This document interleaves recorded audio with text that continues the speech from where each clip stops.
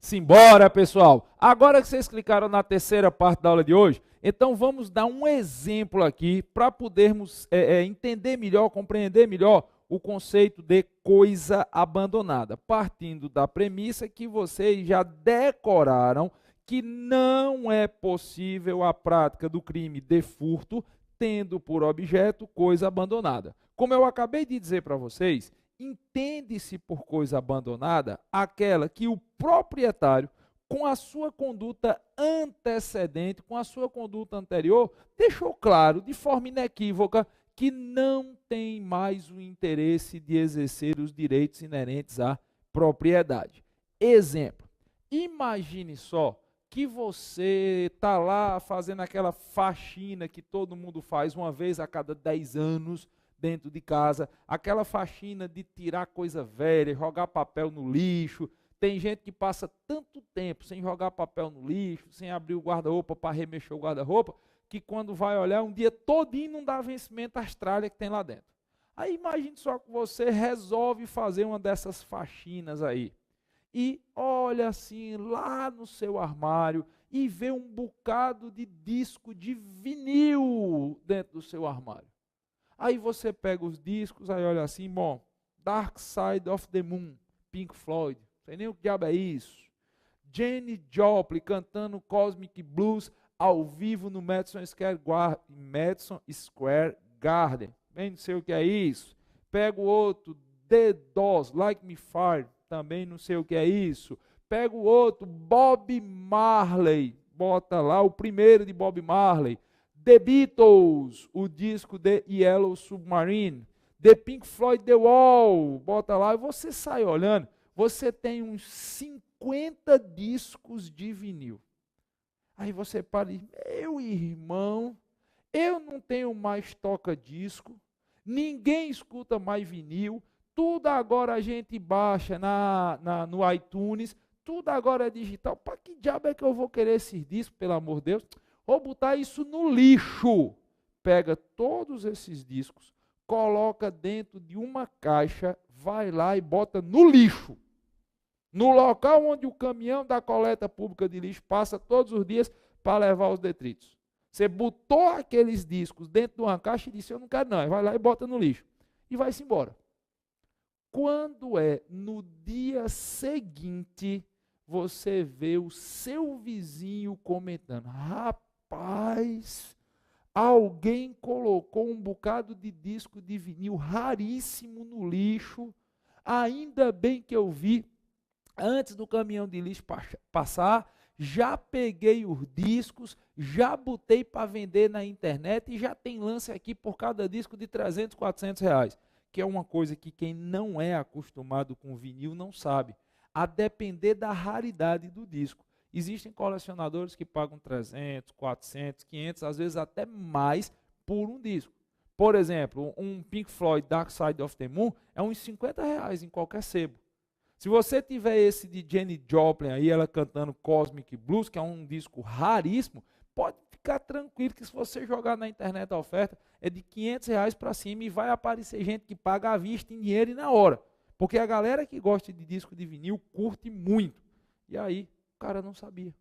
Botou no lixo, o vizinho passou, o vizinho entendia de música, entendia de disco, pegou o disco, botou para vender na internet e já está capitalizando, já está faturando. Aí o outro vizinho disse, como é? Quer dizer que tu pegou uns discos que eu botei aqui no lixo e está vendendo? Ele disse, foi. Não, eu quero que você me dê o dinheiro, eu devolvo os discos, você praticou crime de furto. Os discos são meus, se você não me der o dinheiro, eu vou na delegacia para dizer que você me furtou.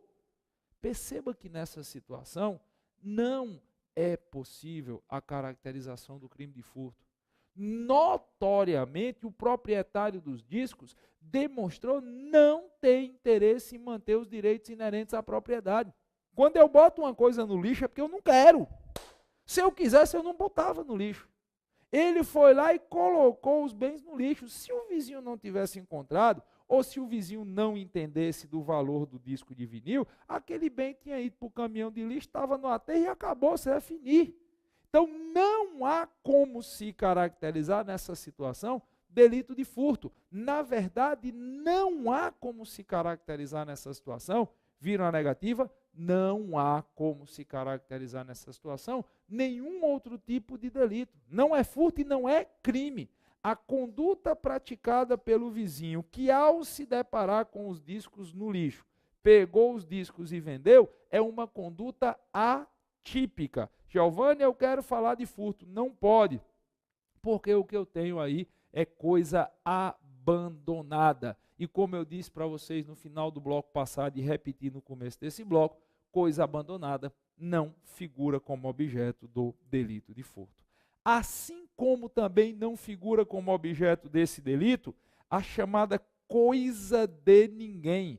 Não existe furto em relação à coisa de ninguém.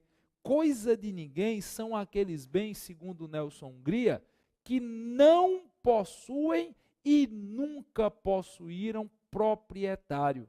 Quando você diz que está diante de uma coisa de ninguém, segundo a doutrina clássica, você está se referindo a bens, a objetos que não possuem nem nunca possuíram um efetivo proprietário.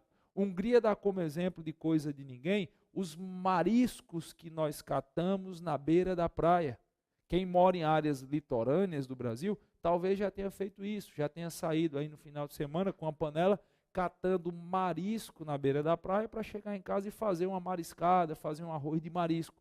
Aqueles bens que lá estão não pertencem a nenhuma pessoa, não pertencem a ninguém. É como os peixes pescados no mar.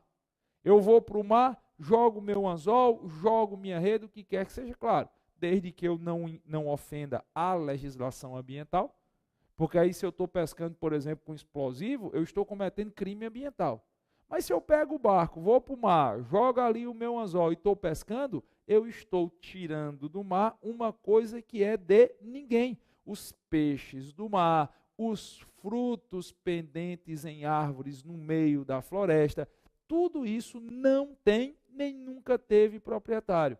Caracteriza-se, portanto, coisa de ninguém. E coisa de ninguém não figura como objeto de crime de furto. Na verdade, não há crime algum em se pegar, em se extrair, em tomar-se para si uma coisa que não tem proprietário. Assim como não caracteriza crime, e aí é bom vocês terem cuidado com esse detalhe, a coisa não caracteriza esse crime de furto, a coisa recebida de boa fé. Como assim, professor? Se eu recebi uma coisa que me foi entregue de boa fé e depois eu tomo esse bem para mim, eu não posso caracterizar crime de furto. Sabe por quê? Porque eu tenho tipificação específica para esta conduta à luz da lei, à luz dos crimes patrimoniais.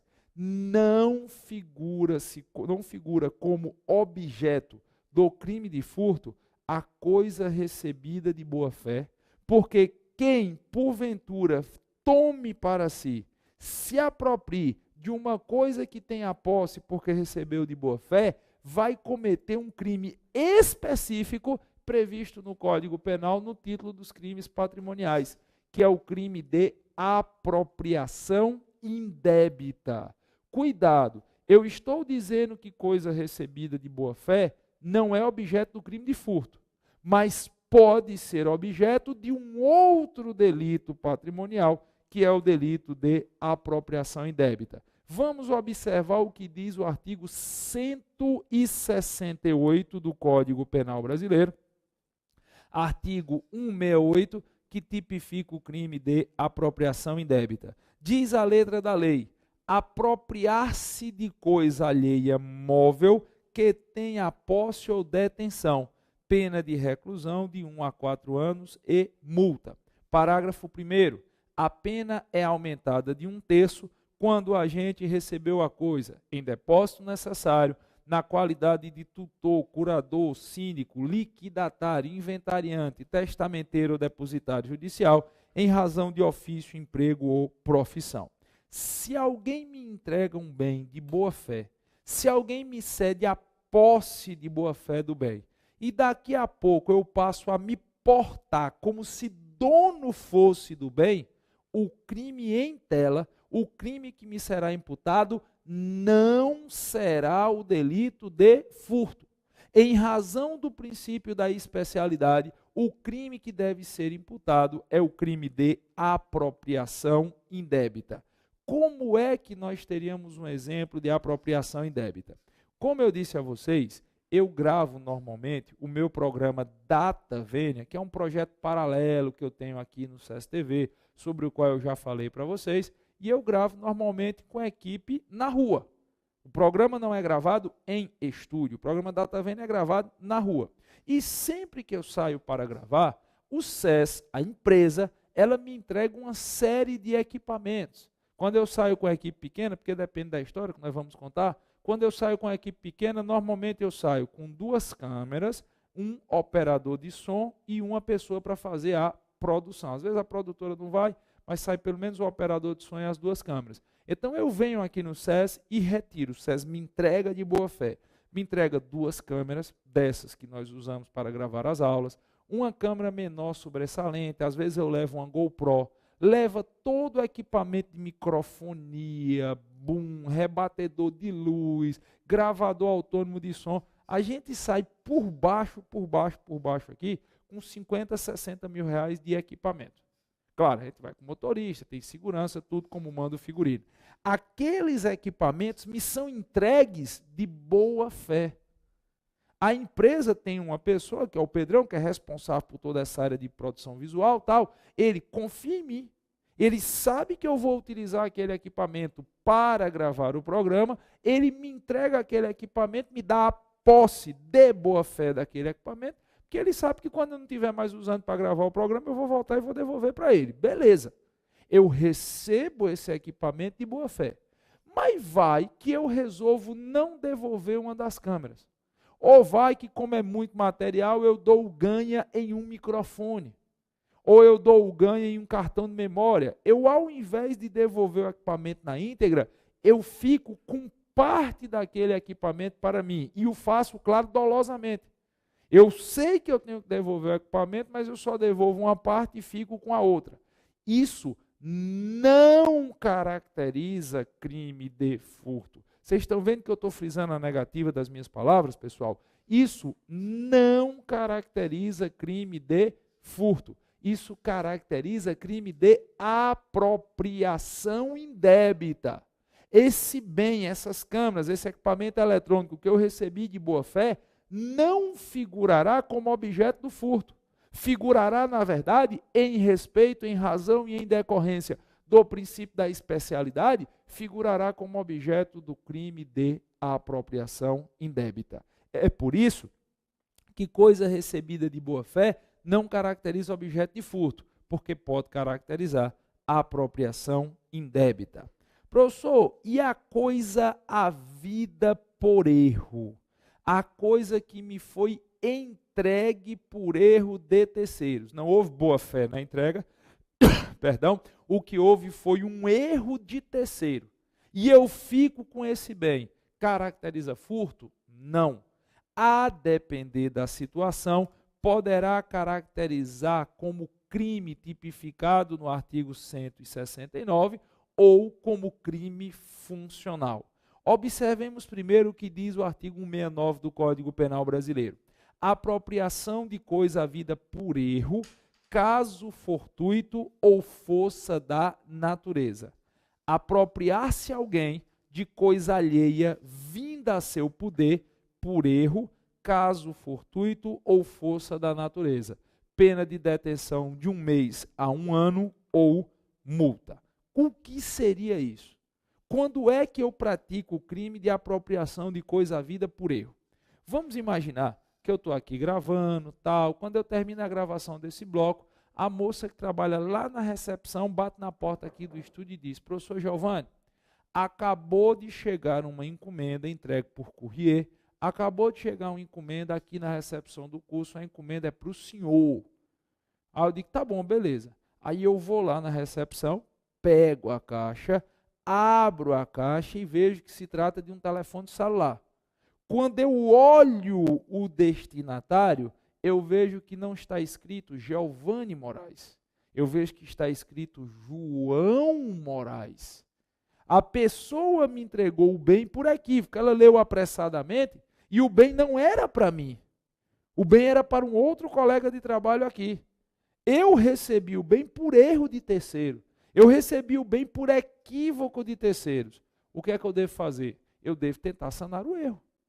Eu devo tentar corrigir. A primeira coisa que eu tenho que fazer é dizer, rapaz, desculpa, eu abri aqui a embalagem que eu pensei que era para mim, mas não era. Toma, está aqui de volta, não leve a mal. É isso que se espera que eu faça. Se eu fico caladinho e tomo o celular para mim, se eu calo a boca e digo, não, me entregaram, não mandei me entregar, quem errou que se lasque, e fico com o celular para mim, isso não caracteriza crime de furto. Ouviram o que eu falei? Isso não caracteriza crime de furto. E também não caracteriza apropriação indébita, em respeito ao princípio da especialidade ou da especificidade. Isso vai caracterizar a apropriação de coisa havida por erro, caso fortuito ou força da natureza, que é crime específico disciplinado ao teor do artigo 169 do Código Penal Brasileiro. Então, cuidado para não confundir. A coisa recebida de boa fé. Se eu fico com esse bem para mim, apropriação indébita. A coisa recebida por erro de terceiros. Se eu fico com esse bem para mim, artigo 169. Apropriação de coisa havida por erro. Mas em nenhuma das duas hipóteses caberia a tipificação do crime de furto. Mas eu ainda tenho a pegadinha da coisa achada. Algumas pessoas costumam dizer, achado não é roubado. Se eu encontrei alguma coisa e fico com ela, eu não pratico crime nem de furto nem de roubo. Até aí está certo. A coisa achada não figura como objeto da caracterização do crime de furto. Eu não discuto. Agora, existe um crime específico disciplinado ao teor do inciso 2 do artigo 169, que tem por objeto a coisa achada. É a chamada apropriação de coisa achada, que é um exemplo, inclusive, de crime a prazo. Vocês vão já entender porque é um exemplo de crime a prazo. Diz a letra da lei, inciso 2 do artigo 69, quem acha coisa alheia, perdida, e dela se apropria, total ou parcialmente, deixando de restituí-la ao dono ou ao legítimo possuidor, ou de entregá-la à autoridade competente dentro do prazo de 15 dias, incorre na pena de detenção de 1 mês a 1 ano. Nas mesmas penas incorre. Ora, se eu encontro um bem, a lei me imputa um dever fazer. Se eu acho uma coisa, um produto, uma coisa móvel, a lei me dá uma obrigação de agir. Qual é a obrigação? A lei diz que eu devo procurar restituí-la ao seu legítimo dono ou possuidor. E se eu não consigo saber quem é o legítimo dono ou quem é o legítimo possuidor, eu tenho por obrigação entregar esse bem às autoridades. Ouviram o que eu disse? Segundo a lei, pelo menos no fantástico mundo de Bob, que é o direito no seu estado perfeito, se eu encontro um determinado bem móvel, a lei me imputa a obrigação de buscar devolver esse bem ao seu legítimo dono, ao seu legítimo proprietário ou possuidor. Quando me for impossível fazer essa devolução ao legítimo dono, eu tenho que entregar esse bem às autoridades. E a lei me dá um prazo para fazer isso. A lei diz que eu tenho 15 dias para proceder com a devolução desse bem. Caso eu chegue no 16º dia, ainda mantendo dolosamente o bem sobre meu poder, eu pratico o crime tipificado no inciso 2 do artigo 169. Eu pratico o crime de apropriação de coisa achada. É mais ou menos o seguinte, imagine só que minha diretora Janaína entrou no coletivo. Ela pegou o ônibus para ir para casa. Quando ela sentou no ônibus, quando ela pega um ônibus de meio-dia, 1 hora, não está muito cheio, ela sentou no ônibus, tal, não tinha ninguém do lado dela, quando ela olha no chão, no piso do ônibus, uma bolsa de mulher. Aí ela disse, oxi, perderam uma bolsa. Aí ela pega a bolsa, olha para um lado, olha para o outro, ela diz, ei, alguém é dono dessa bolsa? Não tem dono. Ela, quando abre a bolsa, tem um iPhone 5 na caixa, tem R$ 3.000 em dinheiro e um kit de maquiagem da Sephora, com blush, rímel, lápis, sombra, tudo original. Mas não tem identidade, o celular não tem chip, não tem nome de proprietário, não tem nada. Ela pode ficar com o bem? Não, não pode. Se ela não tem como saber quem é o real proprietário daquele bem, ela tem que procurar a delegacia de polícia mais próxima e entregar aquele bem. No Fantástico Mundo de Bob, eu digo no Fantástico Mundo de Bob, porque é óbvio que na vida real, meu patrão, a galera intoca. É óbvio que na vida real a galera pega isso aí. Quem vai estar procurando delegacia para devolver? Mas como a prova trabalha com a teoria, com a tese jurídica, com o que está na lei, se ela ficasse com esse bem, a partir do 16º dia, ela incorreria no crime de apropriação de coisa achada. É o famoso crime de laboratório, a famosa tese de laboratório, que serve muito mais para locumpletações jurídicas do que na vida real, porque para você provar isso na prática, tem exé. Para você conseguir punir um indivíduo, então, é mais difícil ainda. Mas, em tese, quem toma para si coisa perdida, quem toma para si coisa que alguém perdeu e você foi lá e encontrou, incorre não em crime de furto, nem tampouco crime de apropriação indébita. Ouviram o que eu disse? Não incorre nem no furto, nem na apropriação indébita. Ocorre em crime de apropriação de coisa achada. Então vamos fazer um resumo da ópera aqui, para que eu possa dar mais 2 pegadinhas, mais 2 cascas de bananas para vocês. Qual é o resumo da ópera? Deixa eu até apagar aqui, minha diretora, para poder riscar de novo, que pensa num cabra que risca a tela, sou eu. Se alguém chegar ali falando assim, fulano tomou para si coisa abandonada, é furto? Não, não é. É algum crime? Não, não é. A coisa abandonada e a coisa de ninguém não são objetos nem de furto, nem de nenhum outro delito patrimonial. A coisa recebida de boa fé caracteriza objeto do crime de furto? Não. Poderá caracterizar crime de apropriação indébita, em regra. E, aí vem um bizu, existe uma possibilidade de caracterizar objeto do crime de peculato mediante erro de outrem. Como é, professor? Existe a possibilidade de caracterizar o quê? De caracterizar o crime de peculato mediante erro de outrem.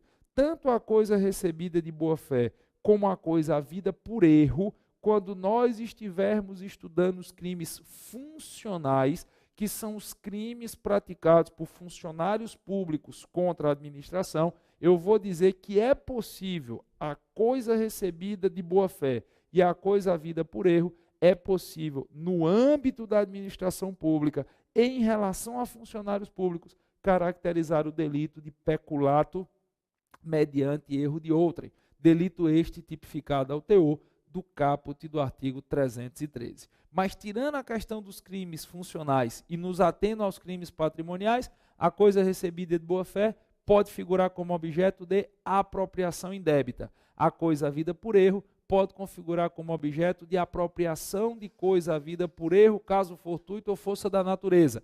Caput do 169. E a coisa achada não caracteriza objeto de furto.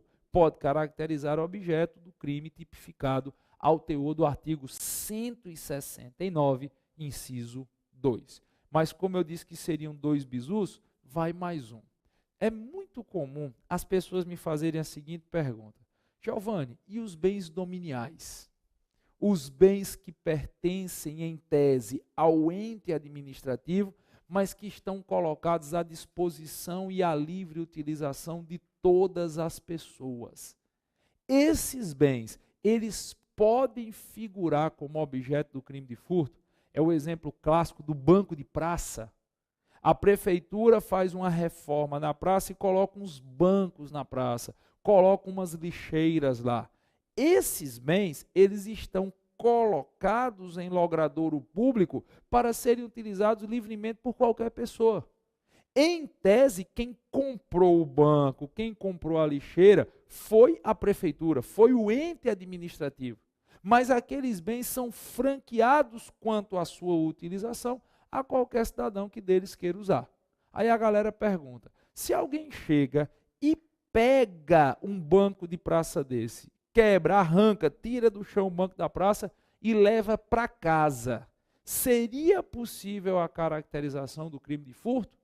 Ou então o cara vai passando e diz, essa lixeira da praça está bonitinha, eu vou levar para botar lá no meu quintal. Aí arranca do chão a lixeira e leva para botar no quintal dele. Seria possível caracterizar crime de furto nesse caso? Não, não é possível. Os bens dominiais, os bens que são colocados, embora tenham sido adquiridos pelo ente administrativo, eles são colocados à disposição e livre utilização de qualquer cidadão, não caracterizam, segundo doutrina majoritária, objeto do crime de furto. A depender da situação, é possível a tipificação do crime de dano, nos termos do artigo 163 do Código Penal Brasileiro. Ouviram o que eu disse? A depender da casuística, a depender da situação, é possível a caracterização do crime de dano nos termos do artigo 163. Mais especificamente, o crime de dano qualificado do parágrafo único do artigo 163. Por que dano qualificado? Porque todo crime de dano, quando praticado contra patrimônio público, e aí o termo patrimônio público deve ser tomado por vocês em lato sensu, o termo patrimônio público deve ser tomado por vocês em sentido amplo, o crime de dano, quando praticado contra patrimônio público, é qualificado. Cuidado, esse tipo de produtos, de bens, que são adquiridos pelo ente administrativo, mas que são colocados à livre disposição e utilização de qualquer cidadão em vias e logradouros públicos, eles são inidôneos, ou seja, eles não podem ser reconhecidos como objeto do crime de furto. A depender do caso concreto, a depender da situação, seria possível, em tese, a caracterização do crime de dano. Recentemente, um aluno meu, e também colega, amigo, um aluno meu, ele me fez a seguinte pergunta, ele disse assim, Giovanni, imagine só que eu entro num banheiro público. Sei lá, muitas cidades têm vias públicas, banheiros destinados à utilização de quem dele precisar. Imagine só que eu entro num banheiro público. E lá eu resolvo arrancar da parede aquele negócio que seca as mãos com o vento. E levo para casa. Isso é furto? Não, isso não é furto. O objeto é inidôneo à caracterização e reconhecimento do furto. Nesse caso, eu recomendo que vocês sigam a corrente majoritária que reconhece existir crime de dano qualificado. Beleza? Pegaram o bizu? Novo de loja? Bom, analisado qual seria o objeto do furto, agora nós podemos começar a analisar os parágrafos do artigo 155.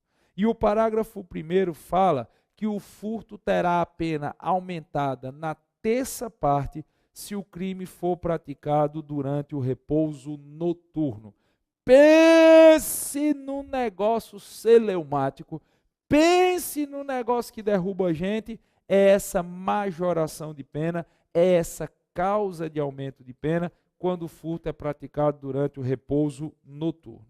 Primeiro, vocês vão decorar, ainda que vocês não saibam ou não lembrem o que é repouso noturno, vocês vão fazer um decoreba.